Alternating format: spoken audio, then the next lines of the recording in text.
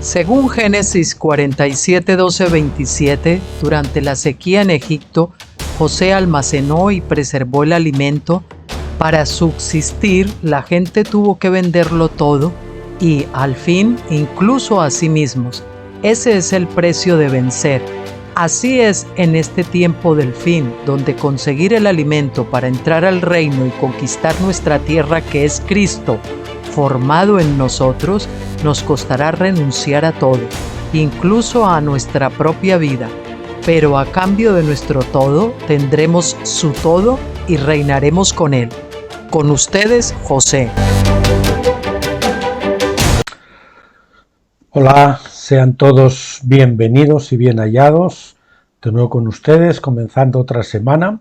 Hoy es día 8 de agosto, 8 del 8. Y parece ser que es un día muy especial. Vamos a ver qué es lo que hace el Señor este día 8. El post de Stephen Jones de ayer, que yo publiqué esta mañana, lo anuncia como una fecha singular de la que tenemos que estar pendientes de lo que haga el Señor. Veremos a ver qué es lo que ocurre y si es así, pues mañana les comentaremos algo también de alguna manera. Bien, pues estamos los lunes, como siempre, y los martes compartiendo del estudio bíblico del libro de Apocalipsis del doctor Stephen Jones, el Ministerios God Kingdom Ministries, o Ministerios del Reino de Dios, y en concreto estamos estudiando el libro 7, que es en total son 8 libros. Nosotros hemos puesto en audio, en vídeo, ya el quinto, el sexto, estamos ya pues casi terminando el séptimo, y cuando acabemos el octavo pues haremos los 4 primeros que no se hicieron.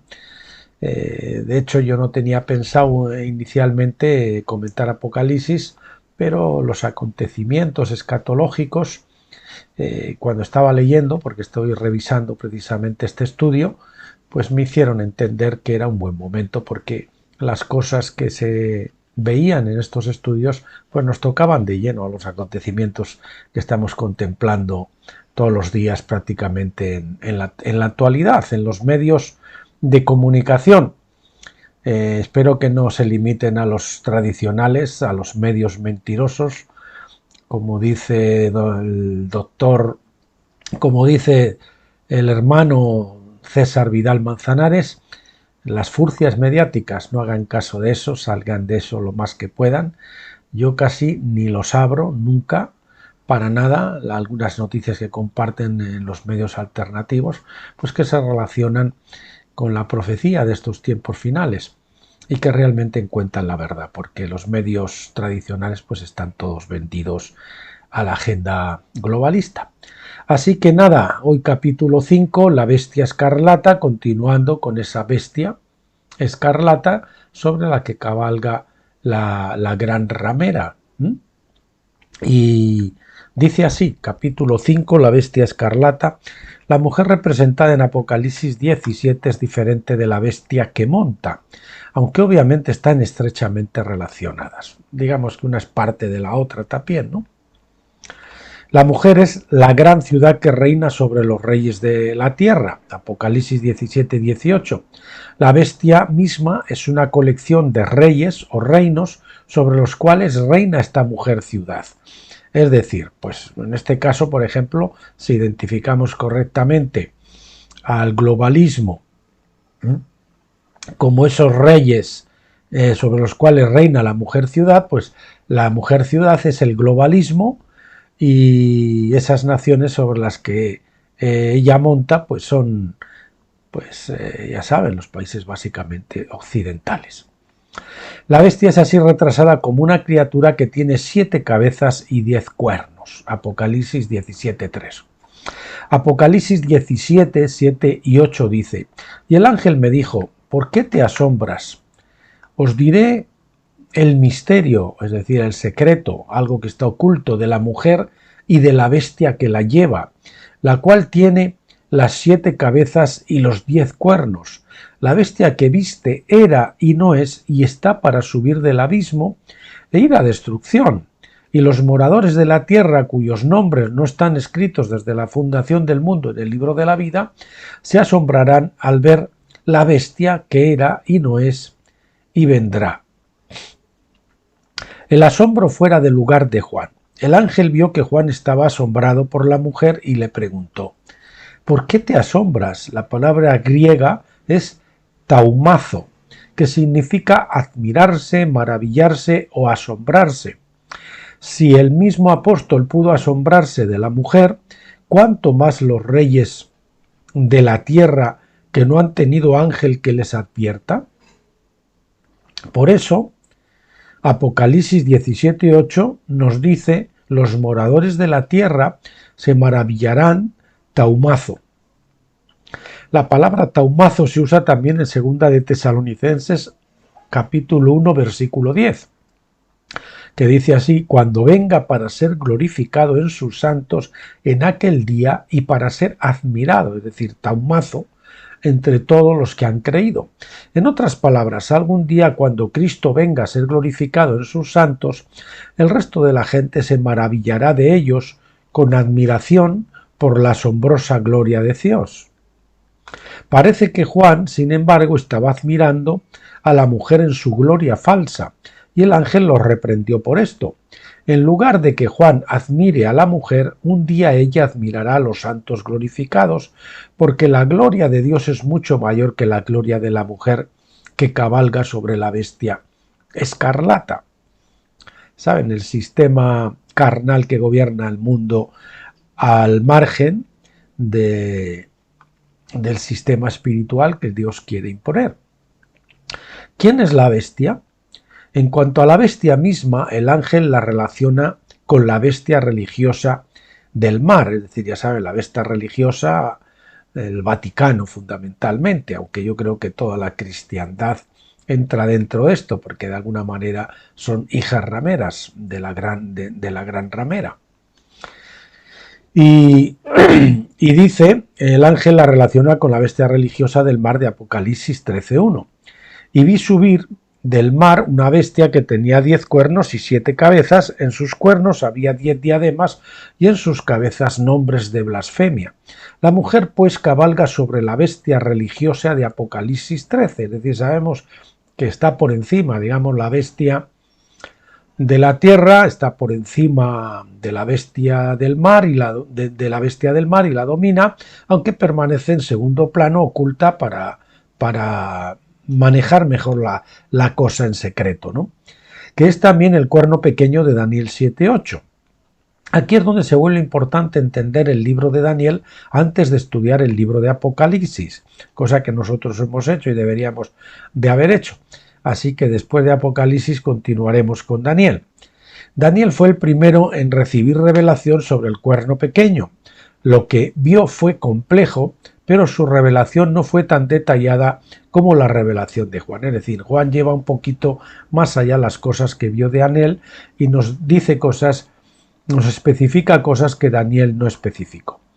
La mayoría de los maestros de la Biblia tienden a perderse en estos detalles porque no conocen la historia, y aunque la supieran, muchos de ellos son futuristas.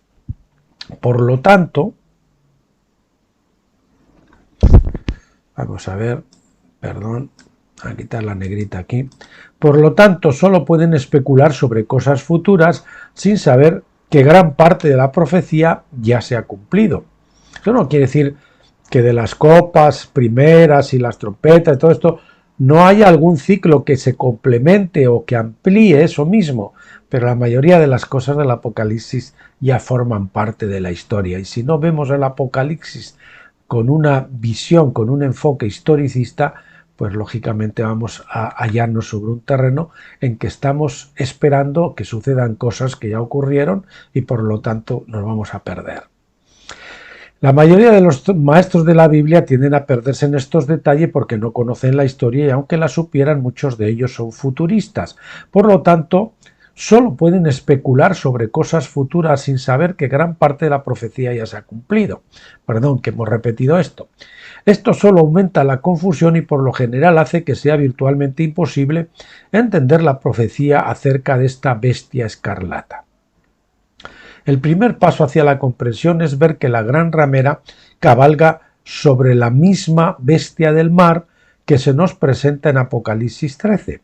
La bestia sube del mar en Apocalipsis 13.1, pero Apocalipsis 17.8 dice que la bestia sube del abismo, una palabra que significa mar profundo.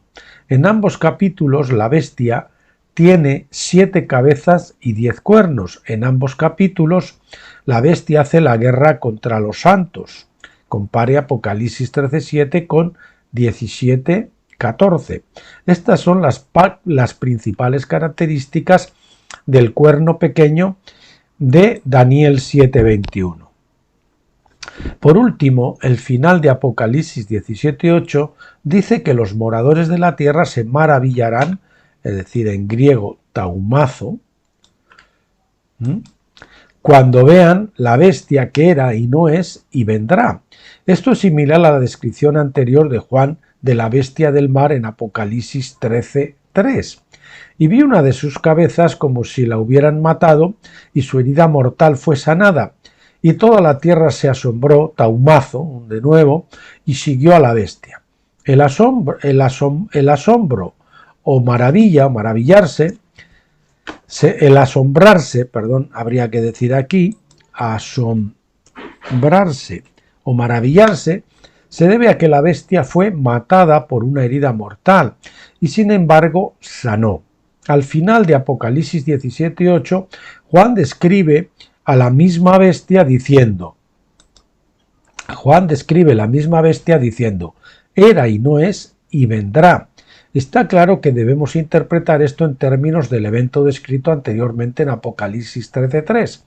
Ocurrió cuando el Papa fue llevado cautivo en 1798.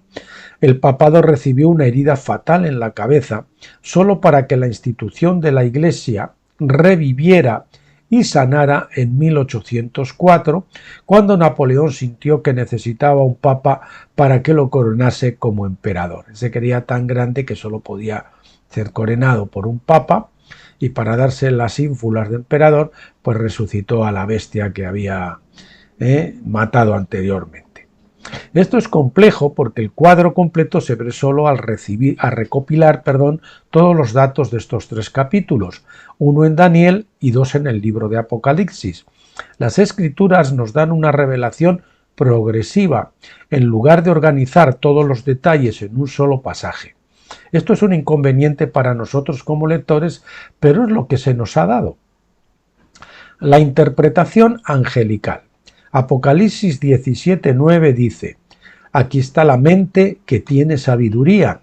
Las 7 cabezas son 7 montes sobre los cuales se sienta la mujer. Las montañas son tanto literales como espirituales, porque sabemos que Roma se asienta sobre 7 colinas literales, y sin embargo las montañas también representan reyes o reinos. Las 7 colinas literales de Roma se llaman Viminal, Capitolino, Aventino, Celio, Palatino, Quirinal y Esquilino. Estas 7 colinas representan espiritualmente 7 formas de gobierno en la historia de Roma. Es decir, primero los reyes, después los cónsules, tercero los dictadores, cuarto los decemviros, 5 los tribunos militares, 6 emperadores militares y 7 los emperadores cristianos. Estas formas de gobierno son las más importantes, por supuesto, ya que las colinas físicas solo sirven como señales para ayudarnos a ubicar la ciudad de Roma y profetizar cosas más importantes.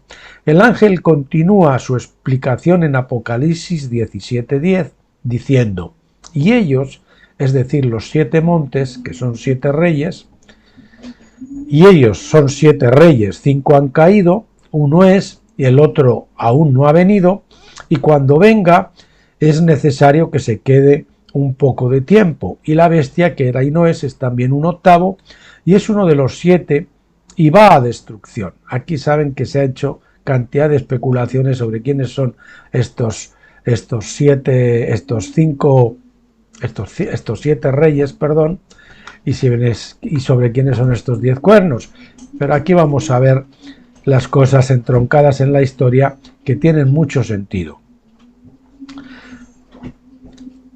Bien, repito, y ellos son 7 reyes, 5 han caído, uno es, el otro aún no ha venido, y cuando venga es necesario que se quede un poco de tiempo, y la bestia que era y no es también un octavo, y es uno de los 7 y va a destrucción. El ángel dice que 5 han caído. Tenga en cuenta que esto se dijo en el primer siglo. En este contexto, las primeras 5 formas de gobierno romano ya habían caído, y habían sido reemplazadas por la 6ª forma de gobierno, los emperadores militares, después de la muerte de Nerón en el 68 después de Cristo. Después de que Nerón se suicidó en el 68 después de Cristo, hubo una lucha de poder cuando varios generales militares romanos intentaron tomar el trono. Primero fue Galba, junio del 68 a enero del 69, un reinado bien corto. Luego Otón reinó de enero a abril del 69, más corto todavía. Y después vino Vitelio, que sucedió a Otón, y reinó de abril del 69 a diciembre del 69. Muy cortitos todos los reinados. Finalmente, las tropas de Vespasiano, que estaban en Judea reprimiendo la revuelta judía, proclamaron a su general emperador de Roma. Vespasiano luego dejó las tropas bajo el mando de su hijo Tito, mientras él iba a Roma para asegurar el trono. Una vez que aseguró el trono, envió un mensaje a Tito para que continuara la guerra en Judea. Luego Tito rodeó Jerusalén en la Pascua judía en abril del 70 después de Cristo, y la ciudad fue destruida unos meses después. Así fue como Roma llegó a ser gobernada por emperadores militares. Esta fue el 6º tipo de gobierno en la historia romana, y era el tipo de gobierno que existía cuando el ángel interpretó las 7 montañas a Juan en Patmos alrededor del año 96 después de Cristo. La 7ª forma, es decir, los emperadores cristianos, todavía no había venido, porque esto comenzaría con Constantino, quien tomó Roma en el 310 después de Cristo. De esta 7ª forma de gobierno, el ángel dice: cuando venga, debe permanecer un poco de tiempo. El tiempo no es específico, y dado que Dios habla desde una perspectiva atemporal, un poco de tiempo para él puede ser mucho tiempo para nosotros. Pongamos esto en cursivas. Vemos esto en Apocalipsis 22:20, donde Jesús le dice a Juan: vengo pronto. Fíjense, llevamos casi 2000 años. Bueno, han pasado más de 1900 años desde que le dijo eso a Juan en el año 96 después de Cristo. Nuestra mortalidad nos da un marco de tiempo más corto para la palabra pronto, que como Dios lo ve desde su marco de referencia. De modo que los emperadores cristianos de Oriente y los papas de Occidente, todos líderes religiosos a su manera, iban a continuar durante un poco de tiempo. ¿Cuánto tiempo? Es vago, pero el tiempo parece terminar con la herida fatal de la bestia. En ese momento hay un cambio en la historia profética, ya que la 7ª bestia se convierte también en la 8ª al ser resucitada. Apocalipsis 17:11. El ángel aclara que el 8º es uno de los 7, así que esto es como la segunda parte de un rey anterior. ¿Qué rey? Pues solo puede ser el 7º, solo puede ser el 7º, el que fue sanado de la herida fatal, porque al volver a la vida, el 7º se convirtió también en el 8º. Bien. Pasamos al siguiente capítulo, capítulo 6. La bestia pasa de perseguidora a traidora. Ojito, porque esto es muy importante para la cristiandad actual, conocer esto. La bestia escarlata de Apocalipsis 13 era una perseguidora, pero en Apocalipsis 17:11 el ángel agrega que va a destrucción, que vamos a ver que es a perdición. Destrucción o perdición según se traduzca. Vamos a poner aquí, entre paréntesis, perdición. Hay más en esto que solo la destrucción de la bestia al final. De hecho, hay enormes implicaciones proféticas en esta declaración, mientras que pasa la mayor parte de su carrera persiguiendo a los santos, hacia el final se convierte en un hijo de perdición.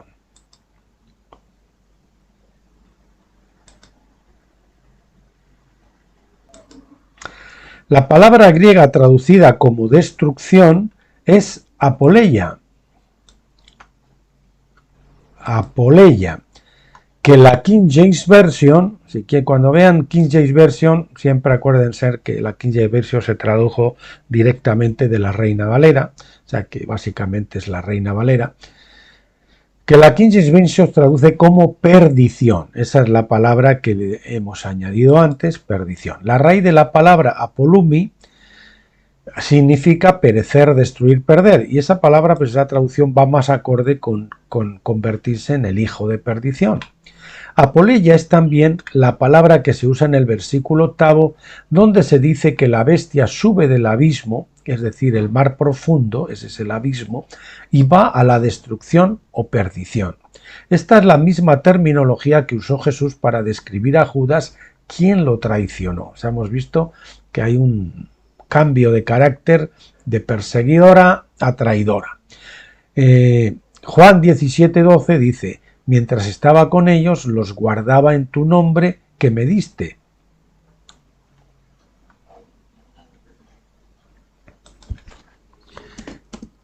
Los guardaba en tu nombre a los que me diste, y los guardé. Y ninguno de ellos pereció, apoleia, quiere decir otra vez, pereció apoleia, se perdió, según la King James Version, sino el hijo de perdición, apoleia, para que se cumplieran las escrituras. En mi opinión, la versión King James es más precisa al traducirlo como ninguno de ellos se perdió, en lugar de ninguno de ellos pereció. Cuando Jesús hizo esta oración, Judas aún no se había ahorcado, pero ya estaba perdido. Es decir, estaba perdido porque había traicionado, aunque todavía no se había ahorcado y por lo tanto no había perecido. Es decir, había salido de la última cena para hacer un trato con los principales sacerdotes. Por lo tanto, la frase hijo de perdición es un término específico reservado para el papel profético que juegan los traidores. También podríamos aplicarlo retroactivamente a Agitofel, aunque Jesús lo aplicó específicamente a Judas. Más tarde Pablo aplicó el término a un traidor del tiempo del fin, como veremos en breve. Los usurpadores y los traidores. Se recuerda, Judas cumplió el papel profético de Agitofel, quien traicionó a David cuando Absalón usurpó su trono. Judas era el amigo de Jesús, Mateo 26:50, cuando lo traicionó, así como Agitofel había sido amigo de David. Vemos que los traidores siempre suelen ser los amigos, porque el que nos puede traicionar es el que nos conoce bien y está primero con nosotros o muy cerca de nosotros, en comunión con nosotros, pero después nos la juega. Amigo de David, eso lo ven en el Salmo 41:9.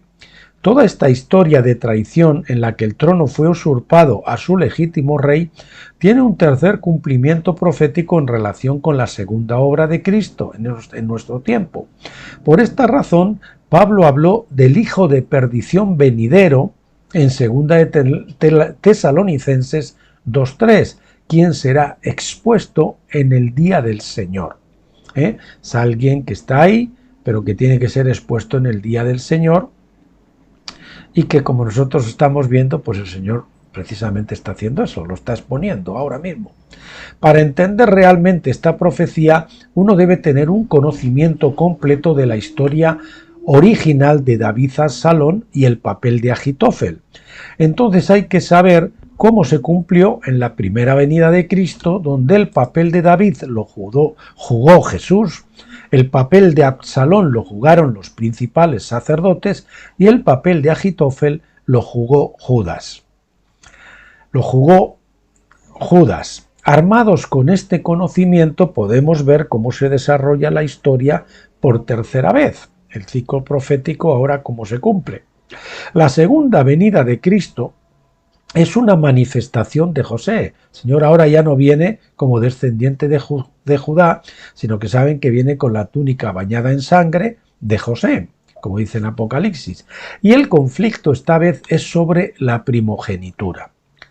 De ahí que el conflicto haya tomado otra forma con nuevos usurpadores y traidores. Los usurpadores son aquellos que activa y conscientemente se oponen al derecho de Cristo al trono y la primogenitura. Los traidores son una vez más amigos de Jesús que apoyan el intento del usurpador de robar la primogenitura. Y los traidores, entonces, son los creyentes cristianos. Los usurpadores de la primogenitura son los mismos que usurparon el trono de David en la primera venida de Cristo, es decir, el judaísmo, con los sacerdotes, los saduceos, los fariseos y los judíos, los higos malos que nos siguieron al príncipe de la tribu, que era el Señor, Jesús.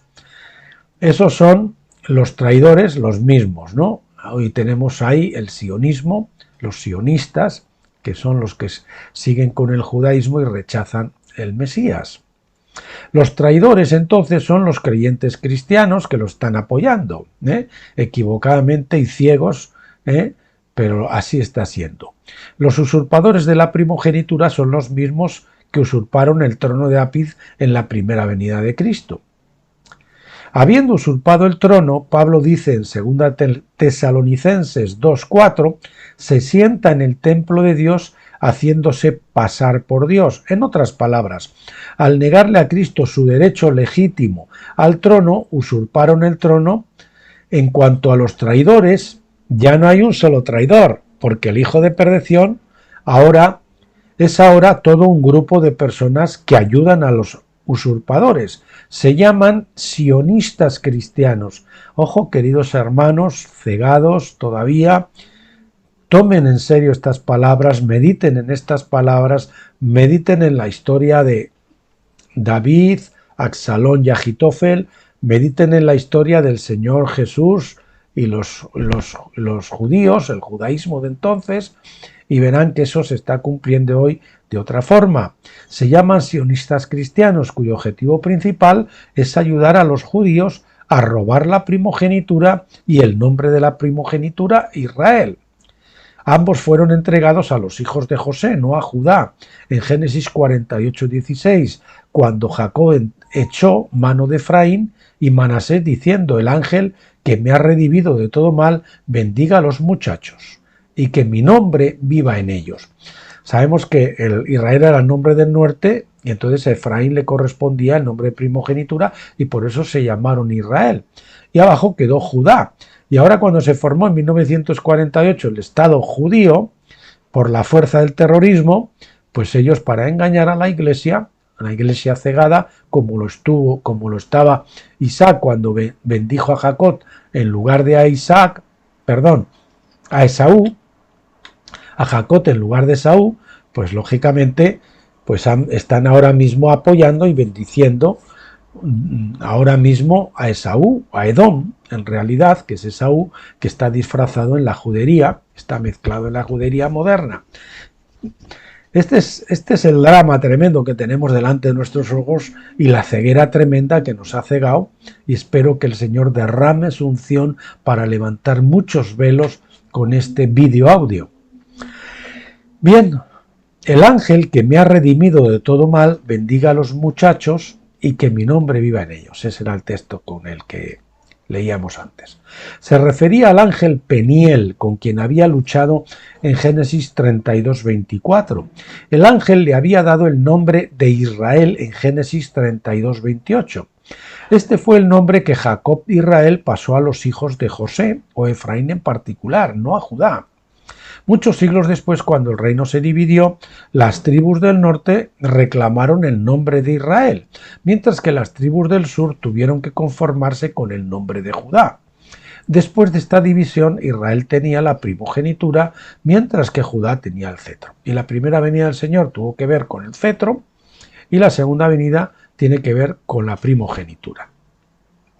Aún más tarde, cuando Israel fue llevado a Asiria, la primogenitura parecía haberse perdido junto con las llamadas tribus perdidas de Israel.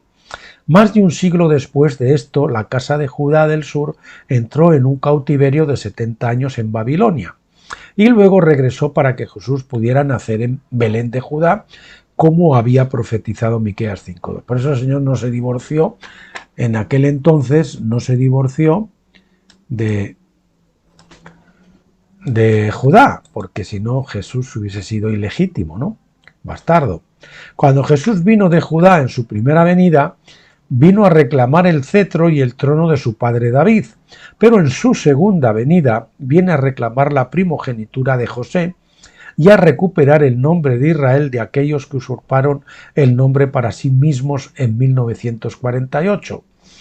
Una vez más, los usurpadores han recibido el apoyo de los modernos Agitofel y Judas, la mayoría de ellos no sabiendo lo que han hecho.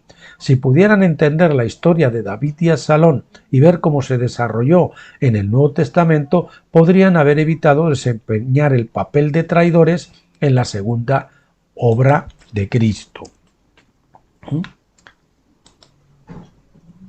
En la segunda obra de Cristo. La bestia cristiana va a la perdición. Cuando el ángel en Apocalipsis 17:11 dice que la bestia escarlata va a la perdición, Apoleya nos estaba dando una pista importante en cuanto a la identidad de la bestia, así como su destino. En esencia, el ángel nos está diciendo que la bestia del mar, la bestia religiosa, es la discípula y amiga de Jesús, que termina traicionándolo al final de los tiempos. Esta bestia religiosa, entonces, es una bestia cristiana, es la cristiandad, principalmente la católica romana, pero también el mundo evangélico, también el mundo protestante, forma parte del sistema religioso que en última instancia sigue rigiendo Satanás. Y mientras no salgan completamente del sistema babilónico, pues están dentro de ese sistema religioso del mundo. Esta bestia religiosa es una bestia cristiana, así como Judas había sido cristiano, porque Judas creyó en Jesús, él fue un cristiano que lo traicionó. Judas probablemente no traicionó a Jesús maliciosamente. La mayoría de los teólogos entienden que trató de poner a Jesús en una situación en la que se viera forzado a hacer un milagro para salvar su propia vida. Si hubiera sido testigo de una gran multitud, tal milagro podía haberlo impulsado al trono, dejando claro a todos que él era el Mesías. El corazón de Judas no estaba bien y terminó traicionando a Jesús, pero aún así él seguía siendo el amigo de Jesús, como Jesús lo llamó después de su traición. Para Jesús seguía siendo un amigo, que lo había traicionado, pero era su amigo. De hecho, los enemigos pueden matarte, solo los amigos pueden traicionarte. Tal traición es parte del drama en el plan divino. Entonces, la declaración angélica de que la bestia escarlata va a la perdición puede entenderse como una profecía del tiempo del fin. Obviamente, la perdición ocurre al final de la historia, así que no se requiere mucha imaginación para buscar el cumplimiento de esto en nuestro tiempo al final de la era. De hecho, todo el drama se ha desarrollado en el siglo pasado. Los que usurparon el trono en la primera venida de Cristo en el primer siglo no estaban contentos con el trono, sino que deseaban también la primogenitura de José y el nombre de Israel, que era la marca de la primogenitura. Muchos judíos pueden rastrear su ascendencia genealógica hasta la nación de Judá, que incluía a Benjamín y a Leví, las dos tribus de Benjamín y Leví, o por lo menos media tribu de una de ellos. Y de hecho, judío no es más que una forma abreviada de Judá. Sin embargo, los israelitas nunca fueron llamados judíos. Las 10 tribus nunca fueron judías en un sentido bíblico, ni a Judá jamás se le dio el derecho de primogenitura. Leemos en Primera de Crónicas 5, del 1 al 12. Por lo menos de primogenitura en cuanto a esa parte, relacionada con el nombre. Ahora bien, los hijos de Rubén, el primogénito de Israel, porque él era el primogénito, pero debido a que profanó la cama de su padre, el lecho de su padre, su primogenitura fue dada a los hijos de José, hijo de Israel, para que no esté inscrito en la genealogía según la primogenitura. Aunque Judá prevaleció sobre sus hermanos y de él salió el líder, sin embargo, la primogenitura pertenecía a José. Como ya hemos visto, cuando Jacob Israel pasó la primogenitura a los hijos de José, también les dio el nombre que el ángel le había dado, Israel. Ese nombre es la marca de los que heredan la primogenitura, su emblema, su marca. Cristo mismo en su segunda venida se describe como aquel que tiene su túnica teñida en sangre, Apocalipsis 19:13. Esta es la marca de José, cuya túnica estaba teñida en sangre.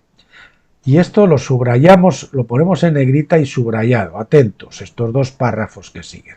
La mayoría de los cristianos confunden a los judíos con los israelitas, y esto les hace creer que los judíos son Israel, y que los judíos son los herederos de la primogenitura, con derecho a llamar a su nación Israel. Asumen que el Estado de Israel actual es el cumplimiento de las profecías dadas a la casa de Israel, sin darse cuenta de que la casa de Israel no era la nación judía. No entienden los distintos llamamientos que se les habían dado a Israel y a Judá, como tampoco entienden la historia de Absalón, David y Agitofel. Por eso muchos cristianos han sido seducidos para apoyar a la nación que tomó el nombre de Israel de forma fraudulenta, apoyados en una iglesia cegada, como lo estaba Isaac cuando por error bendijo a Jacob en lugar de a Esaú, y esto los ha colocado en el cuerpo colectivo que hoy juega el papel de Judas. Sionistas cristianos, ustedes están desempeñando el papel de Judas. Queridos hermanos cristianos, que todavía siguen apoyando el actual estado de Judá, que es mal llamado Israel, están apoyando al contrario, al enemigo de Dios, a los que quieren usurpar los derechos de Jesús. Dejen de apoyar a esa gente si no quieren ser juzgados junto con ellos.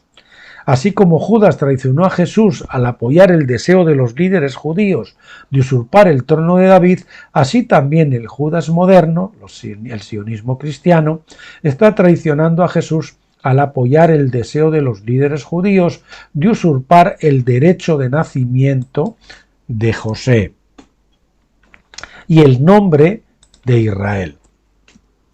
Todavía hay tiempo para arrepentirse, por supuesto, porque todos hemos traicionado a Cristo de varias maneras, generalmente sin darnos cuenta. También debemos dejar claro que traicionar a Cristo no significa que alguien pierda su salvación, por lo menos la salvación de su espíritu. Puede perder la salvación de su alma, pero nunca la de su espíritu.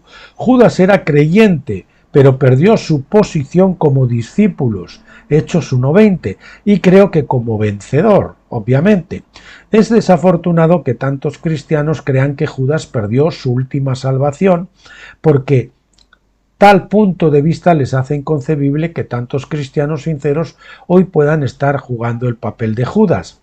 No saber la diferencia entre un creyente, es decir, Jacob, y un vencedor es Israel. Es decir, un creyente es un judío. Jacob, y voy a poner aquí un judío, para que lo entendamos. Un judío. El que cree en el Señor es un verdadero judío, no el que lo es por genealogía. Pero para ser un vencedor, heredar el nombre de Israel, uno tiene que madurar, tiene que ser transformado como lo fue Jacob cuando le fue dado y se rindió ante la soberanía de Dios, reconoció que Dios es soberano, murió a su carne y a partir de ahora le dejó a Dios dirigir su vida.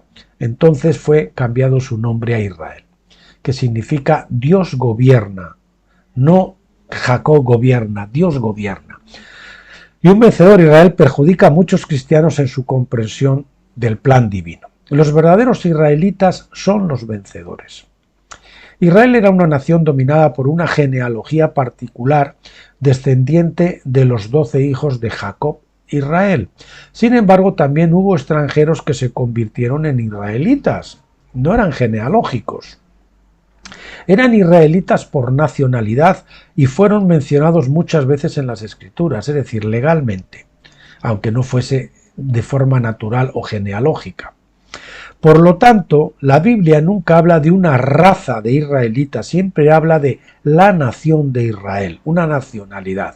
Por ejemplo, en Jueces 2:20, Dios condena a Israel diciendo: por cuanto esta nación ha quebrantado mi pacto.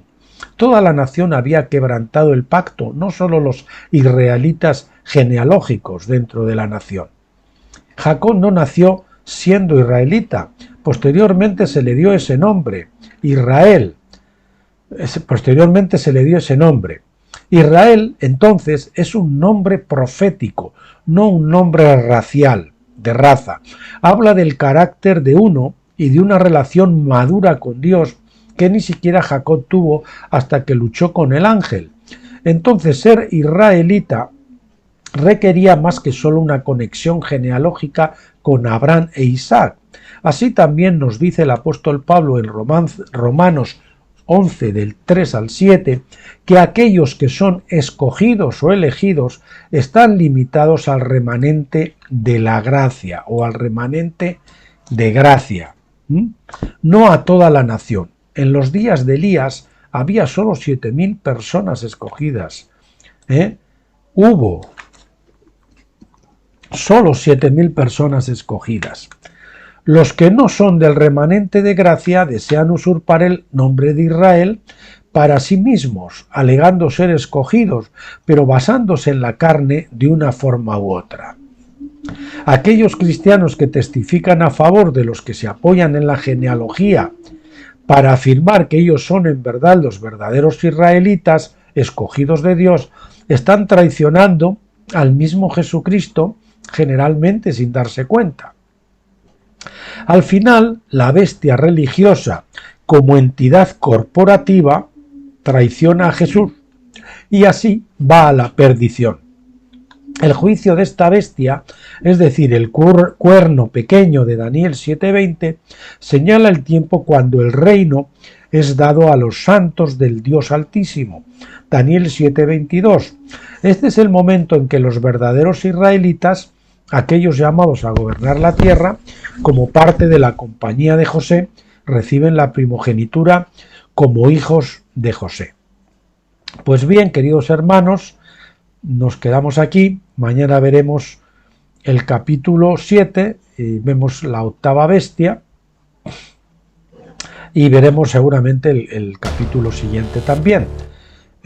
Solamente me resta pedirle al Señor que abra el entendimiento de todos para que podamos comprender estas cosas tan importantes, para que no nos encontremos luchando contra o apoyando a los enemigos de Dios, luchando contra Dios. Que Dios les bendiga mucho. Hasta mañana. Pásenlo.